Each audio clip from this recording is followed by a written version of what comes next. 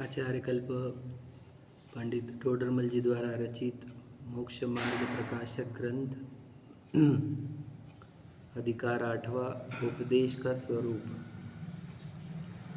जिनेंद्र भगवान के उपदेश भव्य जीवों के कल्याण के लिए होते हैं।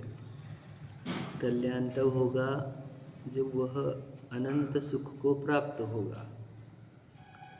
सुख की प्राप्ति मोह के नाश से होती है, ऐसा सर्वजनागम कहता है। परंतु हमें ये बात समझनी होगी कि मोह के नाश से ही क्यों सुख की प्राप्ति होती है, इस बात को समझना है हमारे को। तो ये शब्द है दुनिया में प्रचलित धर्म। तो धर्म क्या है, प्रश्न ये है हमारा कि धर्म है क्या। कोई जगह का नाम धर्म नहीं, चाहे मंदिर जी हो, शिखर जी हो, तो कल्याण क्षेत्र हो, निर्वाण क्षेत्र हो, है ना, कोई भी जगह का नाम धर्म नहीं है। पहली बात समझ जाए। कोई काल का नाम भी नहीं है, प्रथम काल, द्वितीय काल, तृतीय काल, चतुर्थ काल, पंचम काल, छठा काल, ऐसा कोई, या फिर कल्याणक के जो काल थे, तीर्थंकर जब थे वो काल धर्म था, ऐसा भी नहीं। समझ रहे। तो बता दिए, क्षेत्र भी नहीं है, काल भी नहीं है। अब बात चल रही कौन सा द्रव्य धर्म है।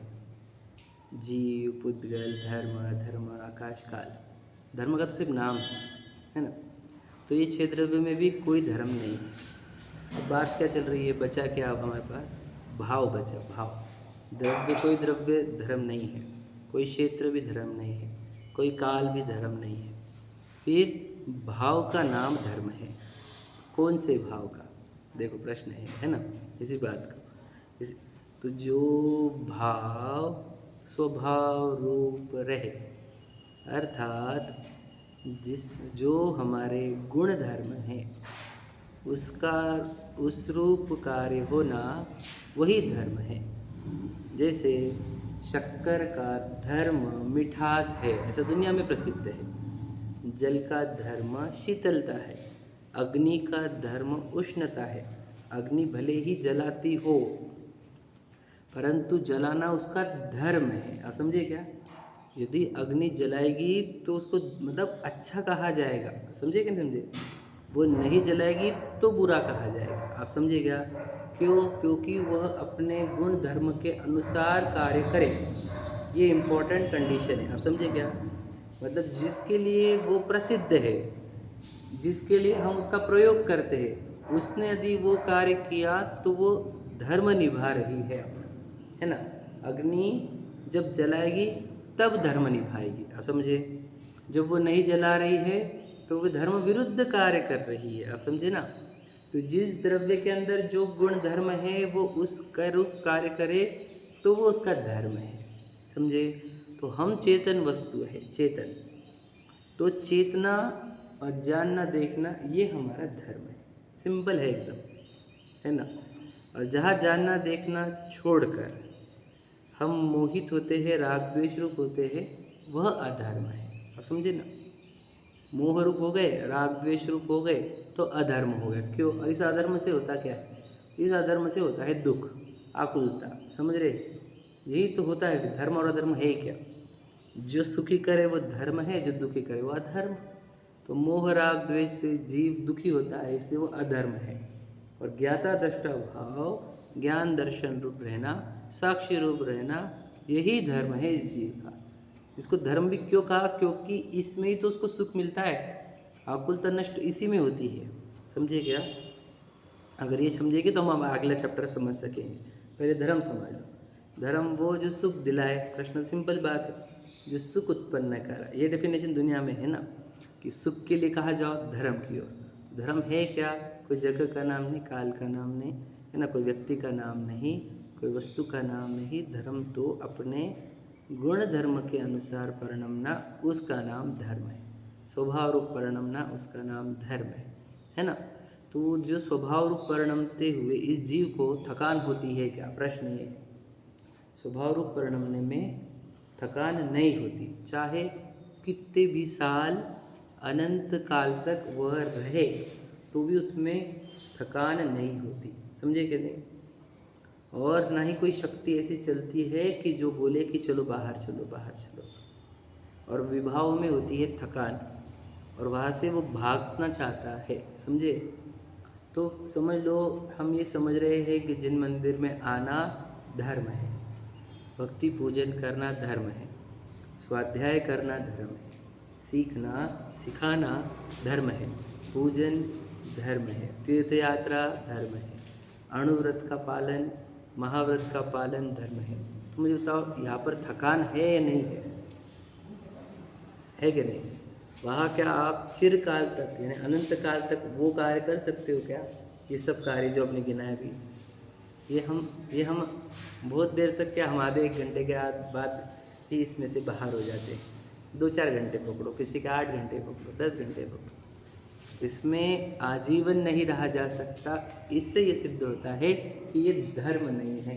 बस समझने की बात थी, हम समझे नहीं, है ना। समझे कि आप क्या बोल रहा हूँ मैं। अभी तक क्यों नहीं समझा हमारे को। अगर ये धर्म होता तो हम इससे ऊब क्यों जाते हैं, हम वहाँ पे थकते क्यों है क्या नहीं। धर्म तो वही जो थकान दूर करे, है क्या नहीं। जहाँ थकान हो ही नहीं, जहाँ आराम हो, है ना। समझ रहे कि नहीं। थकान मतलब क्या होती है, आकुलता ही है ना, दुख ही तो है। आप समझे कि नहीं। थकान मतलब और होता क्या है, जहाँ दुख नहीं हो रहा तो उसको थकान भी बोलेंगे कौन हम। दुख हो रहा है तभी तो हम थकान बोले हैं उसको। आप समझे कि नहीं समझे। तो जहाँ जहाँ थकान है वह धर्म नहीं। आप समझ गए। इससे तो सब सिद्ध हो गया आपका।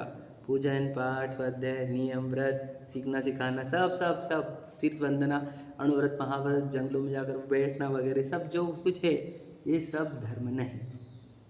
समझ में आएगा, क्योंकि वहाँ थकान है।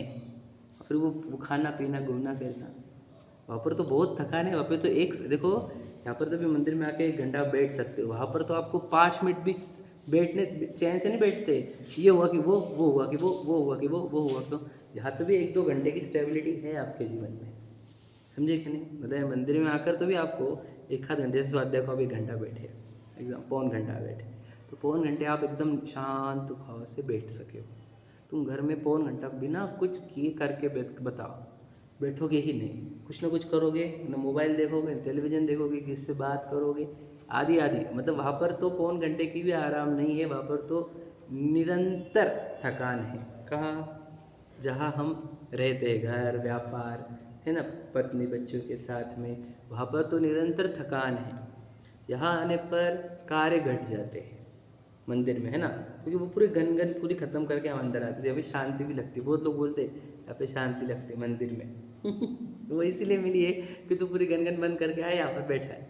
तो यहाँ पे शांति मिलती है क्या, प्रश्न ये। तो यहाँ पर शांति पूरी नहीं मिलेगी, यहाँ पर भी थकान है। पूर्ण शांति आत्मा में अर्थात स्वभाव में। तो जानते देखते रहे, क्योंकि वो अपना धर्म है, वो गुण धर्म है ना। तो उस रूप रहने में कोई आकुलता नहीं, कोई थकान नहीं। वो भाव में हम अनंत काल रह सकते हैं, जो भगवान जी रह रहे हैं, बता रहे हैं। तो मुनिराज को भूख क्यों नहीं लगती, प्रश्न ये है कि वो जंगल में चले जाते हैं, है ना, कुछ जिनका ध्यान लग जाता है, तो वो स्वभाव रूप रह रहे हैं, तो देह की पीड़ा की ओर भी ध्यान नहीं जाता। समझे क्या नहीं। तो वो आनंद का मार्ग है ये, पर वो हम समझे नहीं इसको। समझे कि कैसे कह रहे। तो जहाँ थकान नहीं वो धर्म। ये समझ में, ये समझेंगे तो मैं आगे का शार्ट सब समझा सकता हूँ, नहीं समझेंगे नहीं। तो हम द्रव्यानुयोग का अभ्यास करें। द्रव्यानुयोग 6 द्रव्य का विश्वास करने को कहता है कि दुनिया में 6 द्रव्य है, विश्व में 6 द्रव्य है। विश्वास करो इसका, क्योंकि आप एक जीव द्रव्य और शरीर एक पुद्गल द्रव्य है ना, इसका विश्वास। 7 तत्वों में 7 तत्वों का विश्वास करो कि अजीव से अपना सुख दुख नहीं, अजीव गेय है नहीं, उपादेय नहीं। अजीव का लक्ष्य कर उत्पन्न होने वाले विभाव भाव, आश्रो बंधु भाव, वो है विभाव है। ये जब स्वरूप का लक्ष्य करके जो ज्ञान दर्शन रूप परिणमन होता है, स्वभाव का लक्ष्य करके जानना देखना होता है, जो स्वभाव है ना, आत्मा का लक्ष्य करके, स्वद्रव्य का लक्ष्य करके जो स्वभाव उत्पन्न होता है वो उपादेय है, वही संवर निजरा मोक्ष है। समझ रहे। तो वहाँ पर भी स्वभाव विभाव ही बताए 7 तत्व में, उसका विश्वास करो। फिर वो कहे कि जब इस जीव को हम अपना स्वाभाविक धर्म बता रहे हैं कि तू ज्ञान दर्शन चेतना रूप परिणमेगा, तब तुझे धर्म होगा। तो जो इस चीज़ को नहीं समझते तो उनको क्या कर रहे हैं, उसको कहा कि मंदिर जाने से क्या होगा, भक्ति करने से क्या होगा, पूजन करने से क्या होगा। ऐसा कह के उसको वहाँ से हटाकर आत्मानुभव के लिए प्रेरित किया जाता है। इसका अर्थ ये नहीं कि तू यहाँ से हटकर विषयों में चले जाए, इसके लिए नहीं कहा था। तू यहाँ से हटकर आत्मा में, स्वभाव में चले जा, इसके लिए कहा था। फिर ऐसा सिद्ध करते करते कभी हमने, यानी यही द्रव्यानुयोग शास्त्र जो होते हैं वो ऐसा कहते हैं कि ज्ञानी के सम्यक दृष्टि के भोग भी निर्जरा के कारण है। तो भोग निर्जरा के कारण कैसे हो सकते हैं? हमने सीखा परसों ये कि भोग जो होते हैं वो निर्जरा के कारण कैसे? हमने कहा सम्यक दृष्टि जीव है, उसको अनादि से राग द्वेष की अखंड धारा थी। वो अखंड धारा अब अनंत वाली थी, हर एक समय पर अनंत। जब वो सम्यक दृष्टि हुआ तो उसकी वो राग द्वेष की धारा अनंत से घटकर कुछ लेवल तक आ गई और वो उसके कंट्रोल के बाहर है, इसलिए उसको असंयत अविरत सम्यक दृष्टि कहा है, चौथे गुण स्थान वाला। तो उसको क्या होता है, राग द्वेष उत्पन्न हो रहे हैं जो उसके कंट्रोल के बाहर है। उस राग द्वेष का भेदियान भी है, राग द्वेष में हेता भी है, और राग द्वेष नष्ट करने की अभिप्राय है उसका, समझे कि नहीं? तो वो इसके कारण उसके जब राग उत्पन्न होता है तो भिन्न भी दिखता है और हेय भी दिखता है। छूटना है इससे ये भी दिखता है, दो बातें, भिन्न भी और हेय भी। तो फिर वो उसके राग द्वेष उत्पन्न हो रहे हैं और बाहर देह की क्रिया से वो भोग की क्रिया हो रही है उस राग के निमित्त से। तो दुनिया बोलती है कि ये तो भोग कर रहा है, और वो उसके अंदर अभिप्राय क्या बोल रहा है, ये नष्ट करना है।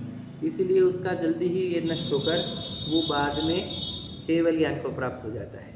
लेकिन वो व्यक्ति जिसको ये पता नहीं है ना, राग द्वेष नष्ट करने, यानी जिसने स्वयं के चैतन्य उसको समझा नहीं, जिसने राग द्वेष को हे समझा नहीं, उसको जब जब राग होते हैं उसमें वो उपादेय बुद्धि रखता है कि राग अच्छा है, ये बहुत बढ़िया है ना। चाहे अशुभ को बोलो चाहे शुभ को बोलो, वो अच्छा बोलता है, राग को टिकाना चाहता है।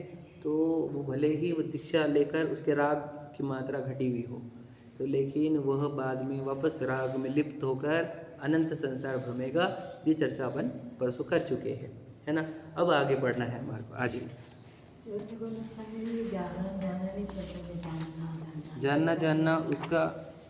जानना अभिप्राय की अपेक्षा से, अभिप्राय में उसके जानन वाली क्रिया चलती रहती है। मैं जानने वाला ही हूँ, ऐसा उसका विश्वास होता है। वो जानन रूप पूरा रुक नहीं सकता। क्यों? वो जानन रूप रह जाएगा तो फिर तो छठवें सातवें गुण स्थान की जरूरत ही नहीं पड़ेगी। उसको भी राग द्वेष हो रहे है ना, अनकंट्रोलेबल है। राग द्वेष होते कि नहीं उसको? बहुत होते हैं, हम तो कह रहे हैं बहुत होते हैं उसको उसके राग द्वेष की मात्रा, हाँ अभिप्राय जी बोल रहे हम तो। उसके राग द्वेष और देह की क्रिया मत देखो, उसका अभिप्राय देखो। अभिप्राय ही मैटर करता है। श्रद्धान ही सम्यक तो है, समझेगा नहीं? तो श्रद्धान उसका क्या बोल रहा है कि राग द्वेष है, छोड़ने योग्य है। ये बात है जिससे वो सब छूटता है। और हमारा श्रद्धान क्या बोलता है, राग द्वेष अच्छे है। बताओ, मुझे बच्चों का राग आता है तो हे लगता है क्यों? मुझे धन का राग आता है तो हे लगता है? मुझे जब खाने पीने के राग आते हैं तो हे लगते हैं कि? सच बताओ, सच। तो ये तो हे लगते हैं हमारे को। लेकिन जब मंदिर के आते हैं, हम जो भक्ति पूजन करते हैं, स्वाध्याय करते हैं, जिन धर्म की प्रभावना करते हैं, तब लगता है कि ये भाव है। ये भाव तो हमारे को उत्पन्न भी नहीं हो रहे हैं। ये तो बहुत दूर की बात हो गई, आप समझे कि नहीं? तो अब हमारी भूमिका क्या है वो हम ऐसे पढ़ते हैं, ठीक है। आ जाइए इस प्रकार, यहाँ पर 285 पर नीचे से दूसरा पैराग्राफ पढ़ रहे हैं। तथा द्रव्यानुयोग में भी, बढ़ाया भी मतलब क्या, और एक जगह पे है, कहाँ पे? चरणानुयोग वत, चरणानुयोग जैसा ग्रहण त्याग कराने का प्रयोजन है। मतलब यहाँ पर भी ग्रहण त्याग आ गया। चरणानुयोग में ग्रहण त्याग था, बताए ना, छोड़ने को और ग्रहण करने को बोलेंगे। ये पूरा कथन चरणानुयोग का था, यहाँ पर भी है बोलेंगे। फिर चरणानुयोग और ये मिक्स हो गया। बता रहे फर्क क्या है, देखो। इसलिए छद्मस्त के बुद्धि गोचर परिणामों की अपेक्षा ही वह कथन करते। मतलब यहाँ पर ग्रहण त्याग किसका बोलेंगे? परिणामों का, समझे कि नहीं? वहाँ पर तो पर वस्तुओं का भी ग्रहण त्याग बोला जाता था चरणानुयोग में। याद रखना, जो सिर्फ व्यवहार ही का उपदेश समझने की कैपेसिटी थी, उनको तो पर वस्तु के ग्रहण त्याग का बोला। आलू प्याज छोड़ो, ये वाला ग्रहण करो, ये छोड़ो, ये छोड़ो। पर वस्तु के ग्रहण त्याग का उपदेश दिया जाता था, सिर्फ उसका ही उपदेश दिया जाता था। उसको जो निश्चय सहित व्यवहार समझते थे, उसको भी परिणाम सुधारने का उपदेश दिया जाता था। बात समझ रहे हैं? लेकिन यहाँ पर उससे भी अधिक, यहाँ पर भी परिणामों को क्या का उपदेश दिया जा रहा है? ये परिणामों को ग्रहण करो और ये परिणामों का त्याग करो। समझे क्या बात? समझे में यहाँ पर त्याग ग्रहण का है परिणामों का, और वो भी परिणाम कौन से? वर्ड है बुद्धि गोचर, छदमस्त के बुद्धि गोचर। मतलब क्या? जो परिणाम हमारे को पकड़ में आ रहे हैं उसका ही ग्रहण त्याग करना है। समझे क्या? ध्यान सुन लेना, परिणामों का ग्रहण त्याग कहा, लेकिन कौन से परिणामों का? जो छदमस्त के बुद्धि गोचर है उन परिणामों का ही ग्रहण त्याग कहा है। क्यों ऐसा? क्योंकि जो परिणाम तुझे ग्रहण भी नहीं होते, जो तुझे पकड़ में भी नहीं आ रहे, उसका ग्रहण त्याग तू करेगा कैसे? समझे कि नहीं समझे? आप समझ रहे? मतलब जिस परिणामों को हम समझ भी नहीं सकते हमारी, क्योंकि हम छदमस्त है, तो इतने सूक्ष्म सूक्ष्म परिणाम हमारे को भी नहीं पकड़ में आते हैं, हमारे छोड़ो मुनिराजों को भी नहीं पकड़ में आते, इतने सूक्ष्म होते हैं वो परिणाम। तो वो उसका ग्रहण त्याग का उपदेश नहीं दिया जाएगा। उपदेश किसका दिया जाएगा? जो तू तेरे ज्ञान में पकड़ सके उन परिणामों का ग्रहण त्याग का उपदेश यहाँ पर दिया जाएगा। समझ में आ रहा है? बहुत इंपॉर्टेंट लाइन समझना। मतलब द्रव्यानुयोग का उद्देश्य क्या? द्रव्यानुयोग का उद्देश्य पहले हमने बताया श्रद्धान कराने का उद्देश्य था, बराबर है, 6 द्रव्य का 7 तत्व का। और फिर वो बताते हुए बोले कि भाई तुझे आत्मानुभव करना होगा। फिर बाद में बताया कि जिसका श्रद्धान अच्छा है उसके भोग भी निर्जरा के कारण, इतना वर्णन अपना हुआ द्रव्यानुयोग संबंधित। अब क्या उपदेश है कि द्रव्यानुयोग आपको क्या करेगा? तो कहे द्रव्यानुयोग आपको कुछ परिणामों को छोड़ने का और कुछ परिणामों को ग्रहण करने का उपदेश देगा। तो वो परिणाम कौन से? ठीक है, तो वहाँ पर बोले जो परिणाम तुम्हारे बुद्धि में आ सके उसी का ही कहेंगे, टेंशन मत ले। अब बोलेंगे परिणाम तुझे सूक्ष्म रहते, कहाँ समझ में आएंगे? जो तुझे समझ में आएंगे हम उसका ही उपदेश देंगे। समझ में आ रहा है? एकदम क्लैरिटी है ना। देखो क्या लिखा है, इतना विशेष है कि चरणानुयोग में तो बाह्य क्रिया की मुख्यता से वर्णन करते। मतलब मैं बताऊंगा आपको, देखो ध्यान सुनना, तीन चीज़ें, 3 लेयर दिख रहे हैं यहाँ पर। पहला लेयर में बता रहा हूँ आपको कि जो व्यवहार निश्चय को समझ ही नहीं सकते उनको बोलते हैं कि तू मंदिर में आ, बस दैट्स इट। समझ में आया? पहला क्या उपदेश है इसको? मंदिर में आ, बाकी कुछ भी नहीं बोला उसको। समझ में आया क्या? मंदिर में आप पूजन कर, भक्ति कर, ये बोलेंगे उसको, सिर्फ इतना।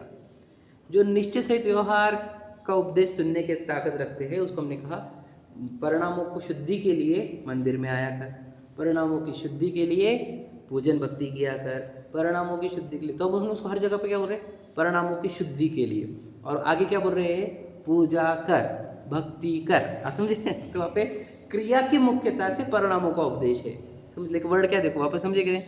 चरणानुयोग में तो बाह्य क्रिया की मुख्यता से वर्णन करते हैं। समझ में आया क्या बोला मैंने?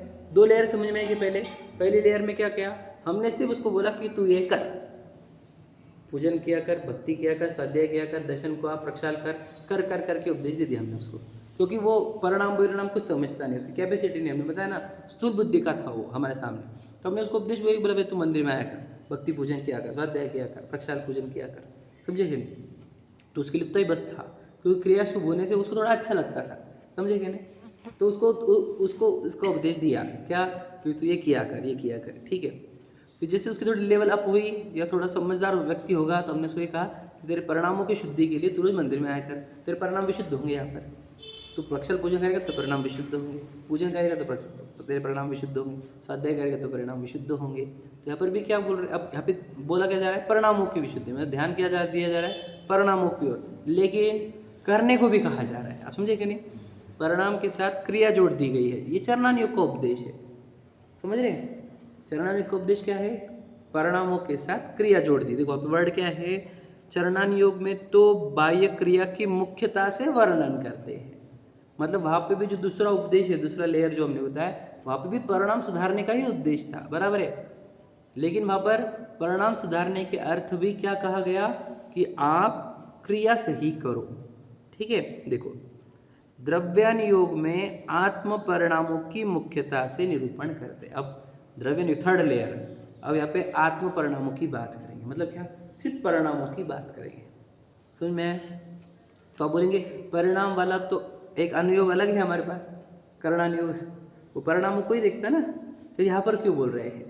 वहाँ पर सूक्ष्म परिणामों की बात होगी करणानुयोग में। कौन से? केवल ज्ञान गम्य परिणामों की बात होगी कहाँ पे? करणानुयोग में। द्रव्यानुयोग में हमारे बुद्धि में जो आ सके ऐसे परिणामों की बात होगी। समझ में आ रहा है क्या? ये सब स्पष्टता से समझते चलो आगे। जितना जितना जो सुना है उसको रिवाइज भी कर लिया करो, नहीं तो भूल जाओगे। समझ में? करणान योग जो है वो भी परिणामों की बात करता है, लेकिन वो केवल ज्ञान गम्य परिणामों की बात करता है। द्रव्यान योग भी परिणामों की बात कर रहा है, लेकिन वो छद्मस्त के बुद्धिगम्य है ना, उतने ही परिणामों की बात करता है। समझ रहे? देखो वर्ड है, चारों भी परिणाम ही बताए। नहीं मैं बता, ये बहुत इम्पोर्टेंट। देखो कथा बताए वहाँ पे, परिणाम बताएगी नहीं कहाँ बताया? उसने दीक्षा ली ये बोला गया, उसके परिणाम अच्छे हुए ये नहीं बोले गए। क्या समझे? समझे नहीं समझे? देखो वहाँ पर बोला ही नहीं गया कि परिणाम क्या थे। उसने दीक्षा ली ये बोला गया ना स्टोरी में, प्रथमान योग की बात बोल रहा हूँ। तो हमने तो सिर्फ इंसिडेंट बताया उसके लाइफ में क्या क्या हुआ। उसने दीक्षा ली, फिर उनको वो नहीं हो रहा था, केवल ज्ञान नहीं हो रहा था, फिर भरत जी आए, उन्होंने माफ़ी मांगी। हमने तो सिर्फ एक स्टोरी बोली है, वहाँ पे परिणाम बोले ही नहीं। मतलब शुभ अशुभ परिणाम बताने, जैसे अभी अंतर्गण काच में बता रहे कि जो प्रथम योग है वह शुभ अशुभ परिणाम। समझे नहीं? अब समझो, हम तो जब लेवल बढ़ती है हमारे को, जब हमारी लेवल बढ़ती है तब समझ में आता है कि ये पुण्य पाप की स्टोरी चल रही है। पहले थोड़ी समझ में आता है ये, पहले तो सिर्फ कहानी बोल के सुनते हैं ना हम तो। आप समझे क्या नहीं? सर बच्चे जो है, अब उनको समझो भरत जी की कहानी बताई तो सूक्ष्म परिणामों को थोड़ी देख रहे वहाँ पर कि उनके परिणाम क्या चल रहे थे। वो तो सिर्फ कहानी बोल के सुन ले रहे। आज रखना बच्चों को, आज हम वही बोल रहे हैं, उनको कहानियाँ लर्न करा दो। बाद में जब उनके लेवल अप होंगे समझ में आएगा कि उन्होंने ये क्यों किया था, ये भाव था वहाँ पर, ये भाव था वहाँ पर, ये भाव था वहाँ पर। समझे कि नहीं समझे? आप उनको क्या बोलेंगे? भरत जी ने इतने मंदिर बनवाए, तो उनको सिर्फ स्टोरी सुनाओ कि भरत जी ने इतने मंदिर बनवाए। जब बड़े होंगे तो समझेंगे, जब मैच छोड़ोगे तो समझ यार भरत जी की भावना ये थी कि सबको जिन बिंब के दर्शन मिले। समझेंगे नहीं? तो कहानियों में डायरेक्ट परिणाम बताए नहीं जाते, सिर्फ बताए जाते इंसिडेंट क्या हुए। इंसिडेंट के पीछे परिणाम ही थे, बात है क्या नहीं? पर वो सब समझ सकते लोग। हम तो सिर्फ इंसिडेंट बताएंगे कहानी में, प्रथमान योग कहा, परिणामों को अलग से बताते नहीं। दूसरा चरणानुयोग, चरणानुयोग में क्रिया बताएंगे हम, ये करो ये नहीं करो, ये करो ये करो नहीं करो ये करो, क्रिया क्या अपेक्षा। समझे क्या नहीं? फिर परिणामों के दो अधिकार है, द्रव्यान्योग का चरणानुयोग। समझ में? पहला इंसिडेंट बताता है, मतलब क्रिया ही बताता है, मुख्यतः से क्रिया ही बताने वाला। और दूसरा चरणानुयोग भी क्रिया बताने वाला। समझेगा नहीं? और दो अनुयोग हुए वो परिणाम बताने वाले। समझ में आए? द्रव्यानुयोग भी और प्रथम करणानुयोग भी। तो द्रव्यानुयोग कौन से परिणाम? जो बुद्धि गोचर है, जो हमारे को समझ में आए, छद्मस्त के बुद्धि गोचर। समझे कि नहीं? वो हो गए कौन से? द्रव्यानुयोग। और जो करणानुयोग है वो केवल ज्ञान में जो परिणाम पकड़े जाते हैं उसको बताता है। समझ में आ गया? तो दो अनुयोग द्रव्य कौन से हो गए? क्रिया वाले समझ लो, और दो अनुयोग परिणाम वाले। वैसे भी बोल सकते हैं, बाहर का क्रिया तो हो गई, बहिरंगी हो गया, और दो अंदर हो गए वो परिणाम हो गए। समझ में? तो द्रव्यानुयोग भी क्या करेगा? परिणामों को बताएगा, लेकिन स्थूल परिणामों को, और सूक्ष्म परिणामों को बताएगा करणानुयोग। ठीक है? देखो द्रव्यानुयोग में आत्म परिणामों की ही मुख्यता से निरूपण करते हैं, परंतु आ गया, परंतु करणानुयोग वत सूक्ष्म वर्णन नहीं करते। आ गया? मतलब दो अनुयोग हो गए परिणामों के। समझ रहे? सूक्ष्म वाला करणानुयोग है और स्थूल वाला द्रव्यानुयोग। उसके उदाहरण देते हैं। अब उदाहरण दे रहे कि क्या, कि द्रव्यानुयोग कौन से परिणाम कैच करेगा और करणानुयोग कौन से परिणाम कैच करेगा। समझे कि नहीं? देखो, उपयोग के शुभ अशुभ शुद्ध ऐसे तीन भेद कहे हैं। ठीक है? उपयोग के, है ना, अशुभ उपयोग, शुभ उपयोग और शुद्ध उपयोग, ये तो सुने ना, तीन उपयोग होते हैं, है कि नहीं? ठीक है? अब उपयोग के तीन क्यों बोले ऐसे, उसका भी कारण है। जिस उपयोग में अशुभ राग चले, यानी उपयोग में नहीं चलता है, जिस उपयोग के साथ अशुभ राग चलता है, उस अशुभ राग का निमित्त उपयोग पर आकर उसको अशुभ उपयोग कहते हैं। समझे क्या? उपयोग कभी शुभ अशुभ नहीं होता, याद रखना। जिस उपयोग के साथ शुभ राग चलता है उस उपयोग को शुभ उपयोग कहते हैं। ये सब डेफिनेशन याद रखना, सब टेक्निकल और इम्पोर्टेंट डेफिनेशन है। समझे कि नहीं? उपयोग तो मेरा जानना है। हाँ, तो जिस उपयोग में अशुभ राग चल रहे हैं उसको अशुभ उपयोग कहते हैं। उपयोग में नहीं, मतलब उपयोग में अशुभ राग जानने में आ रहा है जिस उपयोग में, उस उपयोग को अशुभ उपयोग कहते हैं। जिस उपयोग में शुभ राग जानने में आ रहा है उसको शुभ उपयोग कहते हैं। अब बता, शुद्ध उपयोग में क्या जानने में आ रहा है? वहाँ पे कुछ उपयोग, वहाँ पे कोई राग ही नहीं है, इसीलिए उस उपयोग को शुद्ध उपयोग कहा। समझे क्या नहीं? उपयोग को शुद्ध उपयोग किस अपेक्षा से कहा? जहाँ पे राग नहीं है इसलिए वो शुद्ध उपयोग है। समझे क्या? मतलब सिर्फ उपयोग है, देखो शुद्ध वस्तु कब कही जाती है? जिसमें मिलावट ना हो, समझ रहे कि नहीं? शुद्ध शुद्ध की परिभाषा ही क्या होती है? मिलावट हो गई तो शुद्ध हो गई, मिलावट नहीं तो शुद्ध। तो शुद्ध उपयोग करते क्या? जिसमें कोई मिलावट नहीं, किसकी? राग की। हाँ, शुद्ध शब्द ही बता रहा है ना। शुद्ध का अर्थ क्या है? कि कुछ मिलावट नहीं, राग द्वेष की कोई मिलावट नहीं है, जहाँ पर सिर्फ उपयोग रूप परिणमन हो रहा है। तो ये उपयोग के 3 प्रकार बताए, शुभ, अशुभ, शुद्ध। समझ रहे? अब हमारा प्रश्न ये है, देखो तो ये अब जो हमने शुरुआत करी थी, अशुभ उपयोग धर्म है क्या हमारा? नहीं। क्यों? क्योंकि उपयोग थकावट है, बराबर है? आकुलता है कि नहीं वहाँ पर अशुभ उपयोग में? अशुभ उपयोग तो फिर वो कहते हैं वो धर्म नहीं है। अच्छा, शुभ उपयोग तो वहाँ पर भी शुभ राग होने से वहाँ पर भी आकुलता है कि नहीं? वहाँ आकुलता होने से वो भी धर्म नहीं। तो धर्म कौन सा? शुद्ध उपयोग। ये है द्रव्यान्योग की शैली। समझे कि नहीं समझे? गहराई समझना। मैंने जो अभी बताया शुरुआत में जो इंट्रोडक्शन किया वो इसके लिए था कि उपयोग के 3 प्रकार, अशुभ उपयोग, शुभ उपयोग, शुद्ध उपयोग। समझ रहे? अब बताओ, हम घर पे रहते तो कौन सा उपयोग चलता है हमारा? शुभ उपयोग, अशुभ उपयोग या शुद्ध उपयोग? सही बोलो, मेरे लिए मत बोलो। शुभ भी चलता है। भोजन कर रहे तो हम समझ लेना। क्यों अशुभ? क्यों भोजन करना अशुभ? क्यों? हमने सात्विक खाया तो यहाँ पे मंदिर में आते तो राग उत्पन्न होता कि नहीं? यहाँ पे भी तो राग है। अशुभ और शुभ का अंतर कहाँ से? तो ये यहाँ पे भी तुम्हें पूजा कर रहा हूँ ये ना, लेकिन यहाँ पे शुद्ध उपयोग जाने का अपन रास्ता है वहाँ से, तो मतलब शुभ अशुभ का अंतर पूछ रही हूँ मैं। कैसे? हाँ, क्या अंतर है बताओ? हाँ, कैसे? क्यों? मतलब उसको शुभ क्यों कहा? प्रश्न नहीं है। तो क्या हो उसमें देव शास्त्र गुरु होने से वो शुभ कैसे क्या हो गए? प्रश्न आप बोल रहे हो बराबर है, लेकिन उसका मैं लॉजिक खोज रहा हूँ। लॉजिक मंदिर मतलब भोजन के भाव को तुम अशुभ बोल देते, अशुभ उपयोग। हाँ, और वही हम मंदिर दर्शन कर रहे थे उस बात को शुभ उपयोग कह दे रहे। किस आधार पर? मतलब हमारे चीज घर पे ना अपन खुद को पूरा ही भूल जाते हैं कि मैं कौन हूँ। हाँ, ठीक है। और यहाँ पे तो भी समझ में आता है कि भले ये न हो, पर इतना तो समझ रहा है कि दो हाँ, भिन्न भिन्न। चलो ठीक है, आप तो स्वाध्याय की बात कर रहे हैं, मैं तो पूजन की बात कर रहा हूँ। पूजन अधिक मतलब कैसे? कैसे? हाँ, कैसे? हाउ? हाँ, हाउ? कैसे? क्या? वही बोल, बराबर बोल रहे हैं आप।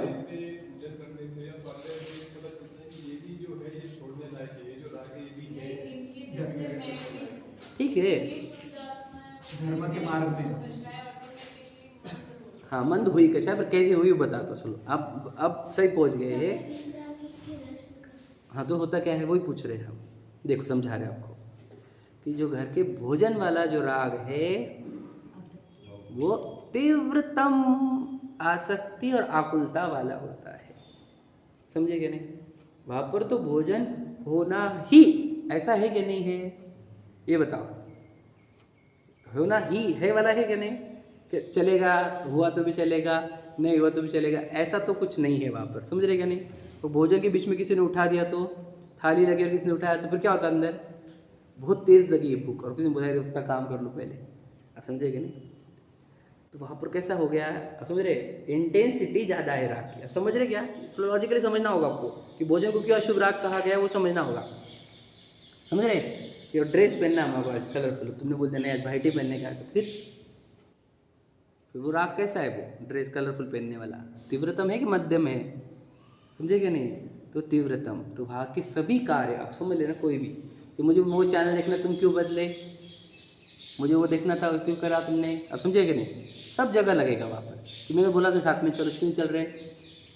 समझेगा? हर जगह वहाँ पे देख लेना, तुमको ये बोला था, वो बोला था, ये क्यों नहीं करे, वो क्यों नहीं करे, सभी चीज़ों में आपको इंटेंसिटी ज़्यादा लगेगी, है क्या नहीं? इसलिए वो तीव्र राग होने से उसको अशुभ उपयोग कहा गया। अब वही राग यहाँ पर है। अब यहाँ पर राग कौन सा है? वीतरागियों का राग है। इस राग में कोई डिमांड नहीं दिखती। समझे क्या नहीं? यहाँ पर तो सिर्फ शुद्ध होने की भावना है, लेकिन ये भी राग ही है, इसलिए इस राग को शुभ कहा, क्योंकि यहाँ पे तीव्र आकुलता उत्पन्न नहीं होती। वहाँ तीव्र आकुलता उत्पन्न, सही है कि नहीं? ये जो लॉजिक दे रहा हूँ मैं, समझो। उसको बिना वजह अशुभ उपयोग का नाम नहीं दिया हमने, वहाँ पे आकुलता देखी है हमने, इसलिए उसको अशुभ उपयोग नाम दिया गया है। समझे कि नहीं समझे? अब केले के और आलू के बड़े में अंतर है ना, क्या नहीं है? क्या बता क्या है? क्या अंतर है? तो जीव मर रहे, अभी जीव नहीं मर रहे, दोनों ही जीव मर रहे हैं वैसे तो, पर कम है ना अंतर, वो अनंत है यहाँ पर असंख्यात में है। तो फिर फर्क कहाँ है, प्रश्न है हमारा। आसक्ति में अंतर है कि नहीं बताओ? क्योंकि पता है आप अनंत जीव मर रहे तब भी चाहिए, मतलब सोचो राग की लेवल कौन सी लेवल की हो गई कि मुझे जीव मरे तो भी चलेगा। आप समझे क्या? हमारे को आलू से प्रॉब्लम नहीं था, तेरे उस आसक्ति से प्रॉब्लम था। समझे क्या? गहरे से समझना। होटल का खाना ही चाहिए हमारे को, क्यों? सोचो हमको होटल से प्रॉब्लम नहीं था, तेरे वो जबान की कितनी आसक्ति चढ़ गई कि तू अभक्ष और वो लोगों के हाथ से खाना चाहता है जो बिल्कुल छूने योग्य नहीं जिनके हाथ का, जिससे संस्कृति धन सब बर्बाद हो रहा है। समझे कि नहीं? तेरी आसक्ति तोड़ना चाह रहे थे हम, तेरा वो तीव्र राग तोड़ना चाहते थे, पहले समझ लेना आप। तो उसको क्या बोला? तीव्र राग। और फिर मतलब क्या अशुभ उपयोग है ना, होटल जाना, मूवीज देखना, ये सब अशुभ उपयोग हुआ क्या नहीं? और घर पे खाना होगा, शुभ उपयोग कह दिया हमने समझे कि नहीं? तो ये अशुभ उपयोग और शुभ उपयोग का अंतर समझो। अब यहाँ पर आने पर हमारा कोई आग्रह नहीं है, समझे कि नहीं? जीरो आग्रह में है, सिर्फ भावना ही है। वो भी कौन से हम करें? जो सच्चे दिल से आया है उनकी बात करो कि बबू हमारे को वीतरागी होना है, मुझे कुछ भी नहीं चाहिए जगत में, मुझे आपने जैसा राग का अभाव किया ना, मुझे जैसा राग का अभाव करना है, मुझे विधि अपनानी है, मुझे वितरागी होना है। तो ये जो राग है इसमें कितनी इंटेंसिटी कम है, आप समझ रहे कि नहीं? इसलिए इस राग को शुभ उपयोग कहा गया। आप समझ रहे कि भैया राग में अंतर पकड़ा गया नहीं? ये पकड़ना चाहिए हमने। तो जहाँ पे देखो अभी इतना मंद राग है, तो फिर तो यहाँ पे सुख बोलो ना, इसको सुख क्यों नहीं बोलते?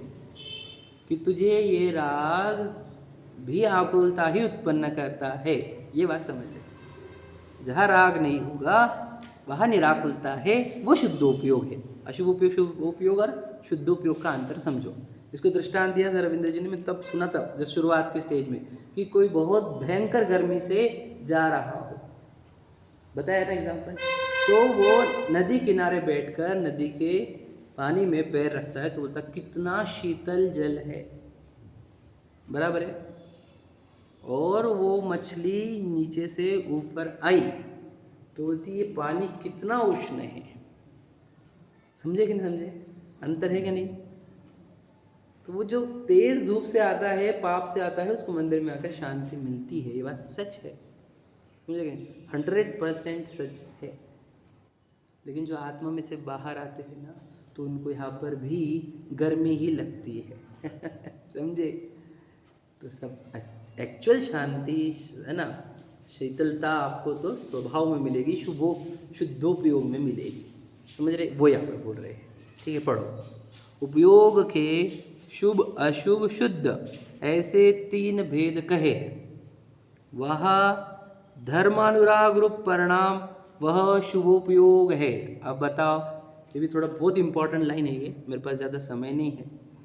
पहले शुभोपयोग को समझ लेते हैं, क्योंकि अभी हमारे को शुभ अशुभ का डिफरेंस अच्छे से क्लियर पता नहीं है, इसलिए आज शुभोपयोग को कंप्लीट ही कर लेते हैं। ठीक है, शुभोपयोग की डेफिनेशन क्या बोली, बोलो बेटा। हाँ, ये वहाँ पर क्या लिखा वाला है वो बोलो हाँ देखो, वर्ड क्या है? धर्मानुराग। वर्ड क्या है? वापस एक बार, धर्मानुराग। याद रखना हमेशा, ये वर्ड को भूलना नहीं कभी। अब इसको रिपीट करो अपने अंदर 50-100 बार। धर्मानुराग, धर्मानुराग, धर्मानुराग। समझ में? धर्मा ऐसा है, धर्म प्लस अनुराग। धर्म और अनुराग, अनुराग का अर्थ राग होता है सादी भाषा में, प्रेम। समझे कि नहीं? बहुत प्रेम होना चाहिए, जैसे मुझे अपने प्रति, बच्चों के प्रति अनुराग है, ऐसा दुनिया में बोला जाता है ना। पहले शुद्ध हिंदी की बात थी वो, आजकल तो आई लव माय किड हो गया है ना। पर पहले ऐसा था कि तो आई लव माय किड था ना वो, तो आई लव धर्म, जिसके जीवन में आई लव धर्म होता है उसको शुभोपयोग कहा जाता है। समझ में आ रहा है आपको? क्लियर हुआ?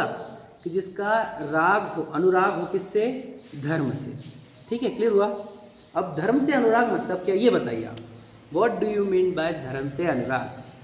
बताइए, धर्म से अनुराग मतलब क्या बोलो ना, उत्तर नहीं किसी के पास।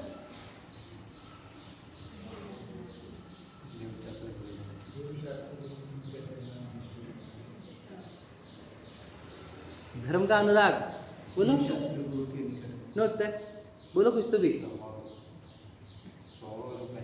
हाँ, ये अच्छा उत्तर है, बढ़िया उत्तर है, और यही उत्तर है अच्छे से सब। इसको थोड़ा एक्सप्लेनेशन करने की जरूरत है। स्वभाव रूप रहना है तो शुद्ध बिल्कुल सही है। देखो, जो आप जो बोल रहे हो वही है उत्तर, गलत नहीं है, उसी को सुधार लो बस। उत्तर तो यही है। देखो, मैं अभी शुरुआत, इसलिए मैंने शुरुआत यहाँ से करी थी। धर्म क्या होता है? स्वभाव रूप रहना, ज्ञाता दृष्टा रहना। ज्ञाता दृष्टा रहना मतलब क्या? राग द्वेष नहीं करना। राग द्वेष नहीं करने को क्या कहा जाता है? वीतरागता, बराबर है। तो जिसको वीतरागता का प्रेम हो वो धर्म का अनुरागी। क्या हुआ? क्लियर हुआ? डेफिनेशन क्लियर कर लो अपने अंदर, एकदम स्पष्ट कर लो। क्या समझे कि नहीं? वीतरागी भगवान का प्रेम नहीं है हमारे को, वीतरागता का प्रेम है। आप समझे क्या? क्या कहा? नहीं समझा? समझा तो एकदम क्लियर करो। मैं समझ रहे? प्रेम हमारे को वीतरागता का है। वीतरागता का अर्थ क्या? जिस भाव में राग द्वेष उत्पन्न नहीं होते, ज्ञान दर्शन उत्पन्न होता है। तो ज्ञान दर्शन के साथ क्या आता है? आनंद आता है, क्योंकि ज्ञान और आनंद का कनेक्शन है डायरेक्ट। जितना ज्ञान उतना आनंद, समझ रहे कि नहीं? तो मुझे आनंद क्या का है? मुझे किसका प्रेम है? कि जहाँ ज्ञान दर्शन आनंद उत्पन्न होता है, जहाँ राग द्वेष उत्पन्न नहीं होते। तो अगर तुम्हें इसका राग है, किसका? ज्ञान दर्शन आनंद रूप वर्णमन का, जहाँ राग द्वेष उत्पन्न नहीं होते, मतलब इस सबको मिला के क्या बोलते हैं? वीतरागता का। जिसे वीतरागता का राग है वह शुभोपयोग होता है। क्लियर हुआ? डेफिनेशन क्लियर हुई?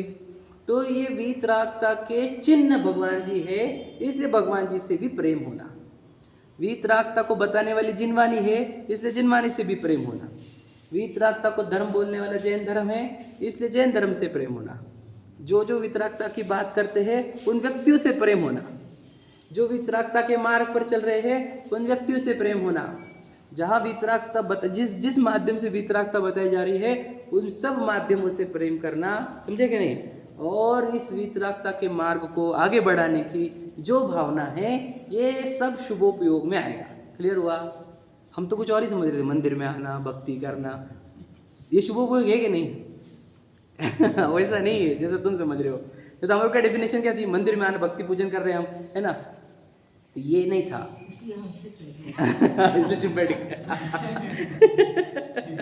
सही बोले। क्या बोले? समझे क्या शुभोपयोग क्या होता है? शुभ उपयोग में होना क्या चाहिए? क्या रिक्वायरमेंट है शुभ उपयोग में? राग। देखो कौन सा? शुभ राग। शुभ राग किसको कहेंगे? धर्मानुराग, धर्म के प्रति राग।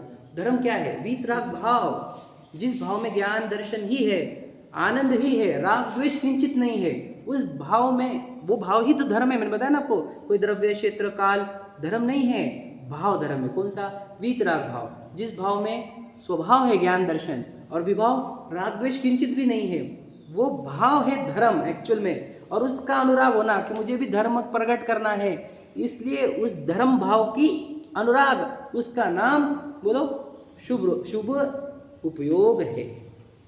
धर्म का अनुराग मतलब ये अनुराग है। नहीं मुझे मेरे मंदिर से बहुत प्रेम है, नहीं मुझे जैन धर्म से, मुझे प्रतिमा से प्रेम है, तो गलत जगह लग गया वापस से। अब तू काय में आ गया? तू अब आ गया पंथवाद में, या फिर तू आ गया काय में? कोई एक धर्म का ओढ़ लेकर बैठ गया। जैसे किसी ने वो पकड़ा है कोई और धर्म, किसी ने और धर्म पकड़ा है, तूने भी वही पकड़ा है। तो उन्होंने उनके भगवान जी की मूर्ति पकड़ ली, तूने ही भगवान जी की मूर्ति पकड़ ली। कोई मूर्ति और कोई मंदिर धर्म नहीं है, मैं बता चुका हूँ। धर्म तो भावों का नाम है, समझे क्या? वो स्वभाव भावों का। बेटा समझे क्या? बोलो शुभ उपयोग थोड़ा समझाओ मैं। हाँ।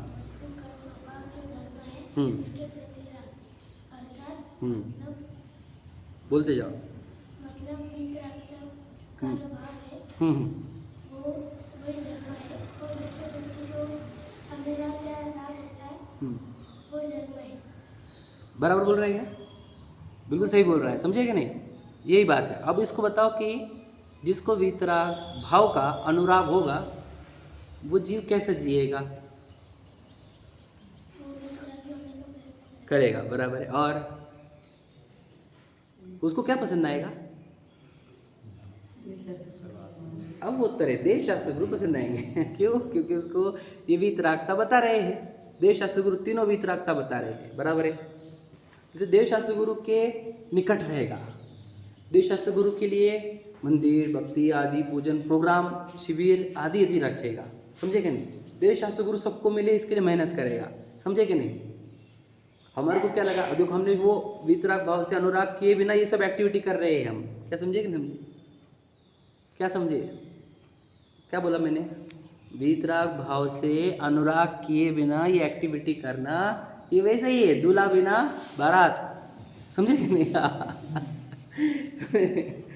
तो ये मिसिंग है ना वहाँ पर, क्या व्हाट आई नीड, समझे क्या नहीं। तो जब मुझे वो वीतराग भाव से प्रेम होता है ना, तो मुझे ये सब करने में बहुत आनंद है, मेरे उत्साह की आप क्या बात करें।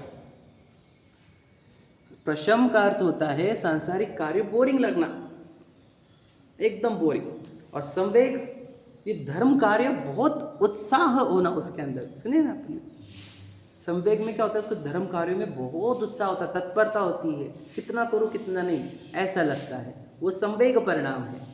तो ये उस जीव को उत्पन्न होता है जिसको वीतराग भाव धर्म दिखा है और वीतराग भाव के प्रति प्रेम उत्पन्न हुआ है, उस जीव को शुभ उपयोग है, याद रखना। और उस वीतराग भाव का प्रेम को ही प्रशस्त राग कहा जाता है, ध्यान से सुन लेना। मंदिर का प्रेम, भगवान जी का प्रेम, ये अप्रशस्त राग में आएगा। क्या बोला, कैसी बातें कर रहे हो, डेंजर हो गया डेफिनेशन, अब डेंजर हो गया डेफिनेशन, अब क्योंकि क्या बोला, सही है कि नहीं, ये डेफिनेशन सही है क्या गलत है, क्या लग रहा है आपको। मंदिर का प्रेम, क्योंकि देखो ये मंदिर का प्रेम और प्रतिमा का प्रेम तो झगड़े करने को लगाएगा आपको, करा था क्या नहीं, ये पूरे डेंजर जो वॉर हो रहे हैं उसी के चक्कर में हो रहे हैं। तो वो तो अप्रशस्त राग है और वीतराग भाव का राग प्रशस्त राग है। समझे। तो ये होता है धर्मानुराग, धर्म का अनुराग होना चाहिए। जिस जीव को धर्म का अनुराग है वो अपने कोई भी एक्टिविटी से किसी के अंदर मोह राग द्वेष उत्पन्न नहीं होने देगा, किसी से द्वेष नहीं करेगा। हाँ, धर्म के लिए लड़ना है। वही अभी वही उसी पे आ रहा था मैं। तो क्या कि जो उसको पता चलेगा कि मुझे वीतराग भाव प्रकट करना है, तो धर्म के लिए वो लड़ेगा नहीं किसी से, याद रखना, कभी लड़ेगा नहीं। मतलब क्या, मंदिर की रक्षा कर सकता है वो, लड़ेगा नहीं किसी से, समझे क्या। अब इसे थोड़ा अंतर है, थोड़ा सा इसमें भी थोड़ा सूक्ष्म है, जाके देखना। मंदिर की रक्षा कर सकते भैया हम, जो वीतरागता का प्रचार कर रही है जिन प्रतिमा, उसकी रक्षा के लिए हम मेहनत करेंगे, लेकिन लड़ेंगे किसी से भी नहीं। क्यों? क्योंकि मुझे डिजायर्ड क्या है, वीतराग भाव, और वीतराग भाव को घात करके कौन सा धर्म प्रभाव न कर लूँगा मैं, कौन से मंदिर बचा लूँगा, कौन मंदिर के कौन से एरिया में धर्म है, बताओ बोला, इधर उधर उधर के उधर, प्रश्न है हमारा। हाँ, अंदर भी कहा स्वभाव रूप परिणमना, हाँ वीतराग भाव रूप परिणमना वो धर्म है। तुम्हें मैं वीतराग भाव रूप परिणमता ही नहीं, बहुत राग द्वेष करता हूँ, मेरे को मंदिर ऐसा चाहिए, मेरे को मंदिर वैसा चाहिए, तुम ऐसा करो तुम वैसा करो, बहुत धार्मिक है, बहुत इसको बाबा मंदिर का बहुत रुचि उसको, ये नहीं धार्मिकता, समझे क्या नहीं। धार्मिकता का आधार वीतराग भाव का प्रति अनुराग, और फिर ये वीतराग भाव को बताने वाले भगवान जी, उनके प्रति कितना अनुराग आएगा हमारा। मुझे वो भाव आपने बताया, प्रभु आपने एक गायक बताया, बहुत अनुराग भगवान जी के प्रति, और वो भगवान जी के वचनों के प्रति, भगवान जी के रास्ते पर चलने वाले मुनिराजों के प्रति, वो श्रावकों के प्रति, वो धार्मिक व्यक्ति के प्रति बहुत अनुराग रहेगा उसको, और बच्चे के प्रति उतना अनुराग नहीं रहेगा। इसको बोलते शुभ उपयोग। बताओ हमारे को धार्मिक व्यक्ति के प्रति अनुराग ज़्यादा है कि अपने बच्चे के प्रति, बताओ, सच बताओ। इससे समझ में आता है हमें धर्मानुराग नहीं है अभी, है ना, हमें तो अभी मोह अनुराग है, मोह अनुराग, जिसको ही अशुभ उपयोग कहा जाता है। ये सच है जितना बोल रहा हूँ मैं, जिनवानी के ऊपर बोल रहा हूँ, मैं कभी बोलूँगा नहीं गलत। बताओ, धर्मानुराग वाला व्यक्ति साधर्मियों को पहले रखता है, समझे कि नहीं, घर परिवार सेकेंडरी, समझे कि नहीं, ये उसके प्रशम संवेग गुण होते हैं उसके, समझे कि नहीं। तो धर्म अनुराग जिसके जीवन में है उसको उपयोग को शुभ उपयोग कहा जाता है, मतलब उसके उपयोग के साथ क्या चल रहा है, राग, कौन सा, धर्मानुराग। अब ये इसी को क्या कहा कि वो लाइन जो अंतर्ध्वनि की है वो बोलो कि आराधक के जीवन में शुभ राग सहज ही आता है, समझ रहे। तो ये राग कौन सा वाला है बताओ, पत्नी बच्चे खाना पीना घूमना, ये राग है, ये कौन सा राग बोलो, और लाइन आगे की, बचू शुभा शुभ भाव से नित्य यही भावना भाता है, समझ रहे। राग भी ये है कि राग द्वेष नष्ट हो। समझ रहे, वीतरागता प्रकट हो, और फिर वीतरागता को बताने वाले देवशास्त्र गुरु आगे बढ़े, उनके लिए मैं क्या कर सकता हूँ करूँगा, जीवन न्यौछावर कर दूंगा। समझे कि नहीं? क्योंकि वीतरागता ही वो धर्म है। धर्म इज इक्वल टू क्या बताया ना, कोई व्यक्ति धर्म नहीं है, कोई जगह धर्म नहीं है, कोई समय धर्म नहीं है। धर्म कुछ है तो एक भाव का नाम है। कौन से? स्वभाव भाव का। स्वभाव अर्थात ज्ञान दर्शन रूप परिणमना, राग द्वेष रूप नहीं परिणमना, ये भाव ही धर्म है। ये भाव को ये भगवान जी बताते हैं, इसलिए इस मंदिर को भी धर्म के दिया हमने, जिसमें वो भगवान जी विराजित है, जो धर्म बताते हैं। कौन सा धर्म? वीतराग भाव को बता रहे हैं ना भगवान जी, इसलिए हमारे को मंदिर में और कोई नहीं चाहिए जो राग को बताए। वो समझे कि नहीं समझे? जो वीतराग भाव बताए वो भगवान जी चाहिए। समझे कि नहीं? और फिर धर्म मतलब वीतराग बताया मतलब क्या? धर्म बताया इन्होंने धर्म बताया हमारा, बाकी किसी ने धर्म बताया ही नहीं। समझे कि नहीं? बताइए ना लाइन, राग सही जग में रुल्यो मिले सरागी देव, वीतराग भेट्यो अबे मेटो राग उठे। वीतराग भेट्यो मतलब क्या? वीतराग दर्शाने वाले, वीतराग भाव दर्शाने वाले, ज्ञान दर्शन बताने वाले भगवान जी अब मिले हैं। अब मुझे ये राग मेटना है, नष्ट करना है। तो ये शुभ उपयोग, अशुभ उपयोग, शुद्ध उपयोग है। तो यहाँ पे फिर शुद्ध उपयोग क्या होगा? शुद्ध उपयोग क्या है? धर्मानुराग भी अभाव हो गया। समझे कि नहीं? तो धर्मानुराग क्या था? वितरागी बनना, वितरागी बनना, वितरागी बनना। और शुद्ध उपयोग क्या है? वितरागी बन गए। तो वो राग जो वितरागी बनने का राग, इसलिए शॉर्ट में क्या बोलना है? वितरागी बनने का राग। वितरागता का राग ही धर्मानुराग है। बोलो, वितरागता का राग ही धर्मानुराग है। समझे कि नहीं? और कोई व्यक्ति, कोई जगह, कोई प्लेस का नाम धर्मानुराग नहीं है। समझ में आ गया? ये बात समझ लो, फिर ये शुभ अशुभ अशुद्ध उपयोग समझ में आएगा। समझ में आया? तो मैं मंदिर में आया तो शुभ शुभ शुभ राग है कि नहीं? बोलो, शुभ उपयोग है कि नहीं मंदिर में आना? तब ही शुभ उपयोग माना जाएगा जब आप वीतरागता को पूजेंगे। यहाँ पर वीतरागता को, भगवान महावीर को नहीं। समझ रहे क्या? भगवान महावीर वीतरागता के वजह से है। समझे कि नहीं? तभी उनको भगवान बोला हमने, जब वो वीतरागी हो गए तब। समझे कि नहीं समझे? तो हमने तब भी उनको भगवान ने बोला था, मुनिराज बोल दिया था हमने। तो भगवान महावीर भी महान इसलिए है क्योंकि वो वीतरागी है। तो यहाँ पे वीतरागता को पूजेंगे तो धर्मानुराग होगा, शुभ उपयोग होगा। यहाँ पे उनको छोड़कर भगवान जी को ले लो कि व्यक्तिवाद आ जाएगा, फिर शुभ उपयोग हट जाएगा, अशुभ उपयोग हो जाएगा। समझ लीजिए, समझ रहे कि नहीं? फिर भगवान जी ये देते वो देते, बाप रे तो गया बात, तो अब तो मंदिर के बाहर चला गया। तो समझे कि नहीं? ये भगवान जी, ये पार्षनाथ जी, ये शांतिनाथ जी, तो बहुत दूर है अभी। समझ रहे? तो समझ लेना, वीतरागियों का राग शुभ उपयोग धर्मानुराग। समझे? और वीतरागी को छोड़कर किसी और का राग अधर्मानुराग है। समझे कि नहीं? वो ही अशुभ उपयोग है। ठीक है, चलो बाकी चर्चा कल करें। सहजान